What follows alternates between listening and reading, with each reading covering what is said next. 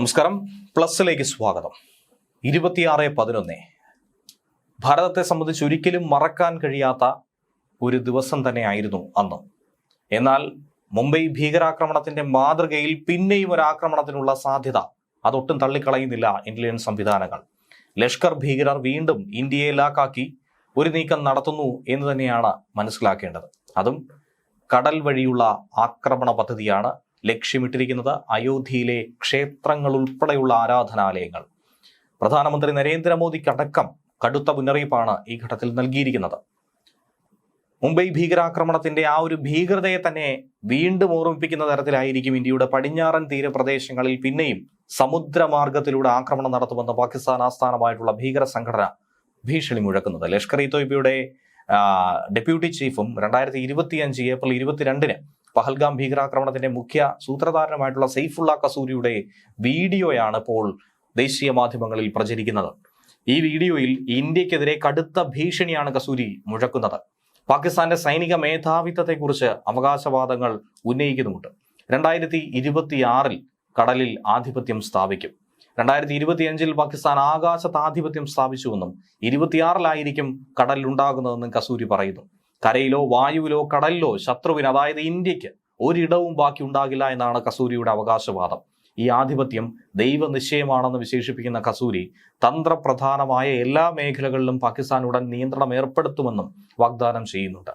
2008 അറബിക്കടൽ വഴിയായിരുന്നു ലഷ്കർ ഭീകരർ ഇന്ത്യയിലേക്ക് ആക്രമണം നടത്താൻ കടന്നു കയറിയത്.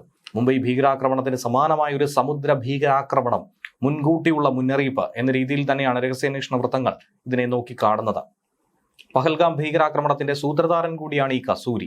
അതിന് തിരിച്ചടി എന്നോണം 2025 മെയ് മാസത്തിൽ ഇന്ത്യ ഓപ്പറേഷൻ സിന്ദൂർ തുടങ്ങിയിരുന്നു. ഇപ്പോഴും സിന്ദൂർ അവസാനിച്ചിട്ടില്ല. ഇപ്പോഴും ഭീകരർ ഇന്ത്യയുടെ റഡാറിലാണ്. 2.0 ആരംഭിക്കാൻ അധികം സമയം വേണ്ട എന്നുള്ള മുന്നറിയിപ്പ് ഓരോ ഘട്ടത്തിലും ഇന്ത്യ നൽകുന്നുണ്ട്. പാകിസ്ഥാനിലും പാക്-അധീന കശ്മീരിലുമുള്ള ലഷ്കർ ക്യാമ്പുകളെ ലക്ഷ്യം വെച്ചായിരുന്നു അന്ന് സൈനിക നീക്കം നടത്തിയത്. മുരിദ്കെ, ബഹാവൽപൂർ എന്നീ ഭീകര കേന്ദ്രങ്ങൾക്ക് നേരെ ഇന്ത്യ നടത്തിയ ആക്രമണങ്ങളിൽ കസൂരി ഏറെ തകർന്ന തരിപ്പണമായിരുന്നു. ഇന്ത്യയുടെ ഭീകരവിരുദ്ധ നടപടികളെ അധിനിവേശമെന്നാണ് കസൂരി ചിത്രീകരിക്കുന്നത്.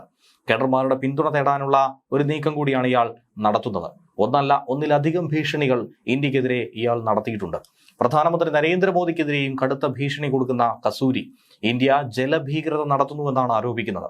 കശ്മീരിൽ ഇന്ത്യ ചെലുത്തുന്ന സമ്മർദ്ദത്തിന് പ്രതികാരമായി ബലൂചിസ്ഥാൻ ഉൾപ്പെടെയുള്ള ഇടങ്ങളിൽ അസ്വസ്ഥതകൾ ഉണ്ടാക്കുമെന്നും അതുണ്ടാകണമെന്നുമാണ് ഇയാൾ അവകാശപ്പെടുന്നത്. മറ്റൊരു പ്രസ്താവനയിൽ പറയുന്നത്, അവർ മദീന ആക്രമിക്കില്ല എന്ന് പറഞ്ഞുകൊണ്ട് അയോധ്യയിലെ ക്ഷേത്രങ്ങൾ ഉൾപ്പെടെയുള്ള ഇന്ത്യൻ മതകേന്ദ്രങ്ങളെ ലക്ഷ്യം വെക്കുമെന്ന് ഇയാൾ പറയുന്നു. ഇത് സിവിലിയൻ കേന്ദ്രങ്ങൾക്കും പ്രതീകാത്മകമായിട്ടുള്ള ഇടങ്ങൾക്കും നേരെയുള്ള ആക്രമണ സാധ്യതകളെക്കുറിച്ചുള്ള ആശങ്ക കൂടി വർദ്ധിപ്പിക്കുന്നുണ്ട്. കൂടാതെ പാകിസ്ഥാൻ സൈന്യവുമായുള്ള ലഷ്കറിന്റെ സഹകരണത്തെക്കുറിച്ച് ഇയാൾ എടുത്തു പറയുന്നു. ഭീകരവാദത്തിന് ലഭിക്കുന്ന പാക് ഭരണകൂടത്തിന്റെയും ISIയുടെയും പിന്തുണയെക്കുറിച്ച് ഇന്ത്യ ആരോപിക്കുന്ന ആരോപണങ്ങൾ ശരിയാണെന്ന് ഇതിലൂടെ നമുക്ക് പറയാൻ സാധിക്കും. ലഷ്കറിന് കനത്ത തിരിച്ചടി തന്നെയാണ് ഓപ്പറേഷൻ സിന്ദൂറിലൂടെ നാം നൽകിയത്. അതിനുശേഷം അതിന്റെ പ്രസക്തി നിലനിർത്താനുള്ള ശ്രമമായി തന്നെയാണ് രഹസ്യാന്വേഷണ വിഭാഗം ഇതിനെ നോക്കിക്കാണുന്നത്. കേഡർമാരുടെ ആത്മവീര്യം വർദ്ധിപ്പിക്കാൻ ഭീകരർ ഒരിക്കലും ചോർന്നു പോകരുത്, അവർ പിന്മാറിപ്പോകരുത് എന്നുള്ള പ്രചരണാർത്ഥം തന്നെയാണ് ഇത്തരം വീഡിയോകൾ പുറത്തു വരുന്നത് എന്ന് തന്നെയാണ് അന്വേഷണ ഉദ്യോഗസ്ഥർ പറയുന്നത്.